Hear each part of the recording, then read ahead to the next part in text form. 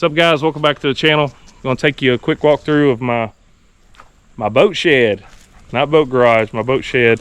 Very happy to have it finally fully enclosed. It's nothing special, not a lot of money spent in it, but keeps the weather off my boat. It keeps everything in there tournament ready, just fun fishing ready. Everything's in there that I need for fishing.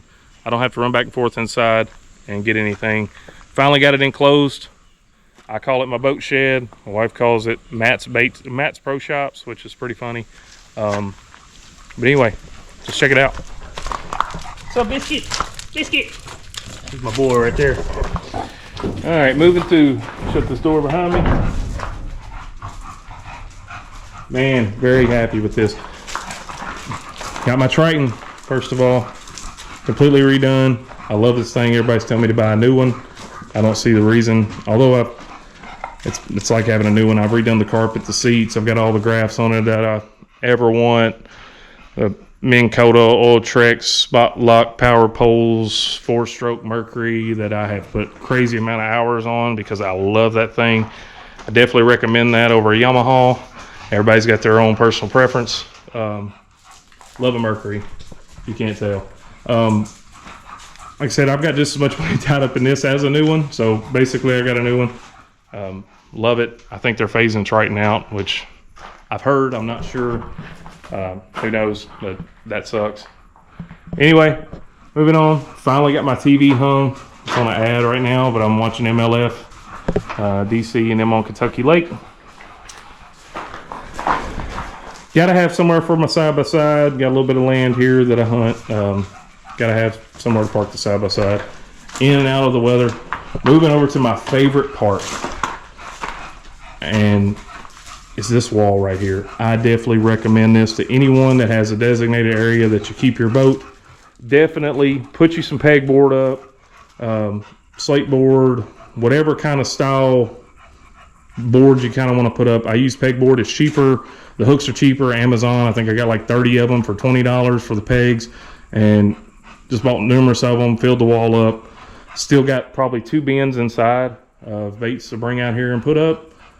I don't really have much more room, but I'll find somewhere to put them. It's just nice to have it here. Definitely recommend that.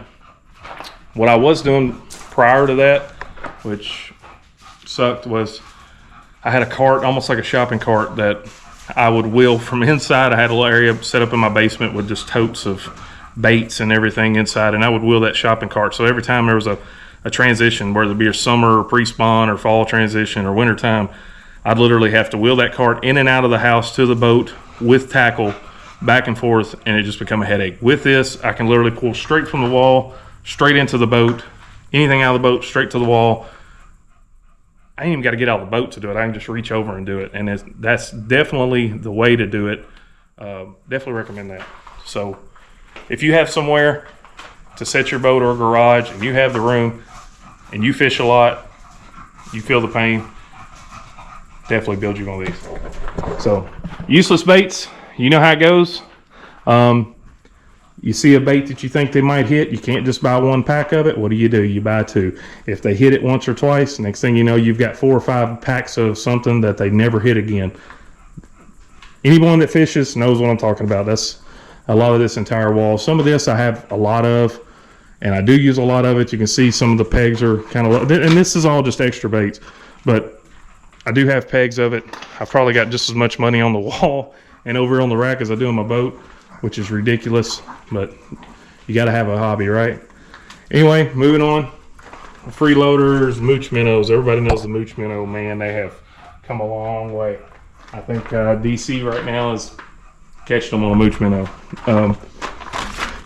These Berkeley style bluegill, Mike Iaconelli design. I don't throw these a lot, but I've bought some. I've kind of bought more than I need. But we go to Florida every year, and I rig these Texas rig, and I use them for bed fishing. So they almost look like a dying bluegill, and I'll throw them in the bed when they're rigged Texas rig, weightless. And man, they just sit there and just, the way they flop looks like a dying bluegill, and the fish just react to them pretty good. I've had better luck on doing that than I have. I know a lot of people throw like a white style creature bait in beds or a Senko or something like that, which I love a Senko, but I've definitely had a lot of luck throwing these like that right there, Texas rig. Mag Drafts, albino pearl. I like the freestyle ones instead of the ones pre-rigged, just because I like rigging them weedless. The areas I fish, those work really good. That's my favorite color. The whales that came out last year, you can see that's an extra one. I've got several in the boat. The Juggle Minnows, Hog Farmer, man, they make some very good. These are the Spunk Shad. I've got several colors and all that stuff. Flukes, Trailers, Bronco Bugs, Havocs. You remember these right here? Skeet Reese designed Havocs. They're now called the Berkley Pit Boss. They changed the name, went up about $2 a pack. I guess because they was working so good. I buy the crap out of these. I've got probably 2 or 3 stowaways over there right now, full of them, just because I throw them a lot. They're probably one of my favorite creature style baits. They have been for years. I've won some money on them, caught several fish on them. Trick worms, summertime worms, plenty of those. Black grape, June bug, plum reds, old monsters, mag 2s, Magnum style Zoom trick worms, net bait Magnum style T-Max. These are probably my favorite. They're laced with bait fuel. I catch a lot of fish on these. They're actually biting these right now. I've got several on the boat. Look, there's 4 packs there, some more there. Regular style trick worms. Sometimes when they're a little finicky, I'll go to a regular style trick worm. I'll rig that on drop shot, Texas rig, shaky head. My favorite's a shaky head. Catch a lot of fish. Anyway, 7-inch power bait, the ribbon tail. Sometimes I use these a lot in the summertime. When like those July, August times of the month when the fish get a little finicky, they tend to bite the ribbon tail still like they would the monster worm, but the smaller bait, I think, gets you more bites. I've caught just as many big fish on these as I have the 12-inch worm. It don't always mean, I mean, they say the bigger the bait, the bigger the fish. Not always, because I've caught, 12-inch fish on a 12-inch glide before. It just depends on how hungry they are, I guess. Senkos, everyone has their own brand they love. I love Yum Dinger. I buy them by the 100 packs or the 30 packs at a time. I definitely throw these a lot in Florida. I caught a 9-pounder on the Black and Blue Flake in Florida. These are definitely a very good bait for me. I use them a lot, you can tell. Every time I go to Florida, I make sure I have plenty. These are also good to throw in Florida. The June bug, U-Vibe speed worm. I've got several packs of those. I'll rig them Texas rig on a shaky head, but what I really like doing is rigging them lightweight in Florida, Texas rig, and swim them. And they actually work very good when you're swimming it. That's known for catching fish. Anyone that's fished Florida, if you watch any YouTube videos or anything, there's a lot of videos on throwing that worm right there in Florida and swimming it. Catches big fish. Brush hogs. I've got brush hogs for days just because they work so good around here. They've kind of died down the past couple of years. I'm a big believer in if a fish sees a bait a lot, they tend to not hit it as much, even though you have a hatch every year. They shouldn't know that, but I believe it. Mans, baits, KVD, big worms. I throw those on ledges. I don't really throw those a whole lot. Bitters, bait and tackle in Florida. My fishing partner actually turned me on to these. I've got a few packs up there as well. These are very good baits. I like them. They're more like a ribbon style worm, but with a paddle tail on them. They're very good on a shaky head, I believe, is the best way to throw them. If you ever use bitter baits, good company, not very big, but make some crazy good baits.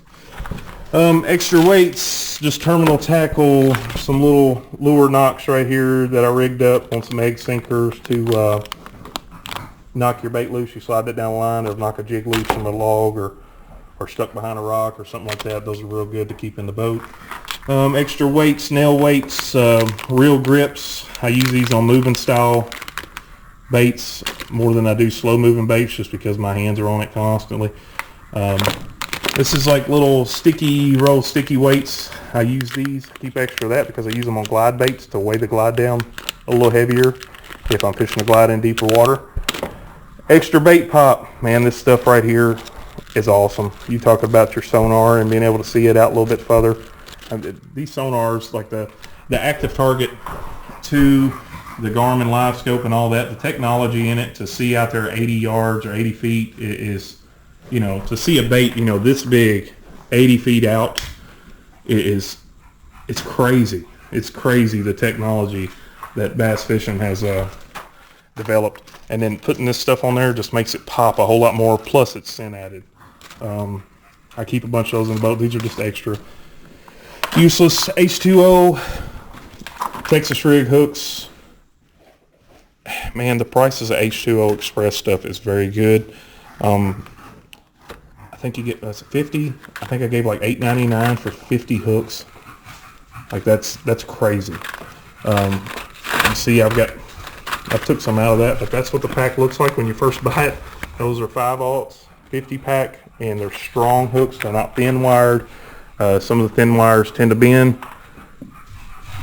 Moving up here, frogs, trailers, ribbon frogs, spinnerbait trailers, stuff I've had ideas on and it didn't work and ended up on this wall. Extra treble hooks and swim bait hooks, big 6-inch style swim hooks, forward facing sonar hooks. I got these in about every size I throw, 1/4 ounce, 3/8, 1/2 ounce, extras full of line for some reason hanging there.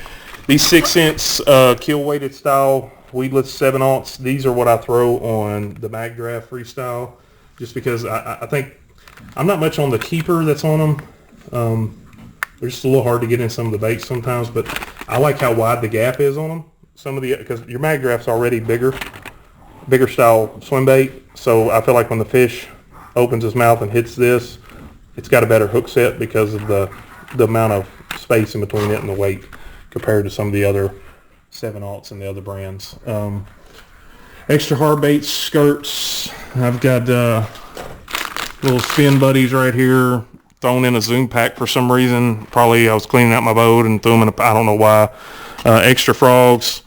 Nighttime spinner baits, the night bite, that's my favorite one. These spinner baits here, a buddy of mine makes these. Very good on local lake, and I get them at a pretty good price, but love the way he makes those. And I don't ever have him put skirts on it because I put my own skirts on them, but very good baits. 6-inch makes a good spinner bait too. Cane walkers, extra, just the hard baits. I've got so many other hard baits over there. Just miscellaneous stuff, man. Like these right here, I definitely recommend if you own a Mercury motor and you do a lower unit oil change. These little seals, they tend to wear out pretty easy. You can pick these up at your local marine or Bass Pro or Cabela's. I know carries them on their shelf. I know they do here at mine. But every time I do a lower unit oil change, I definitely change these out. They're cheap, easier to do. No point of using the same old broken one when you can go right to your store and buy some. Never mind the mess back there. Got my YOLO Tech mount. I have yet to use it. This is the power pole. It's got the 2 ports in it.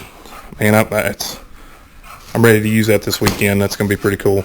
Get a whole vantage point of the boat while you're fishing. I usually keep the GoPro right here on this mount and it faces toward the front and you can see everything up there. Or I'll put chest style mount, keep it on there. All right, but yes, definitely a need. If you have a spot for that, you definitely need a pegboard close to your boat. Looks like my dog is over here messing with my bag. But anyway, here's the rack with hard baits in it. I've got, like I said, I got more inside I got to bring out here, but this is just nice to have, man. You've got, I've got extra big swim baits in it. I think there's some Berkley, there's some Scottsboro tackle swim baits. This little waterproof box. I've got extra jigs, extra spoons. On my favorite boxes right here, frogs. Love frog fishing. Usually go in October somewhere to frog fish. Not a lot of grass close to me, but I got grass about 3 hours away that we go to, either Lake Chickamauga or Gunnersville is kind of the place for that in October.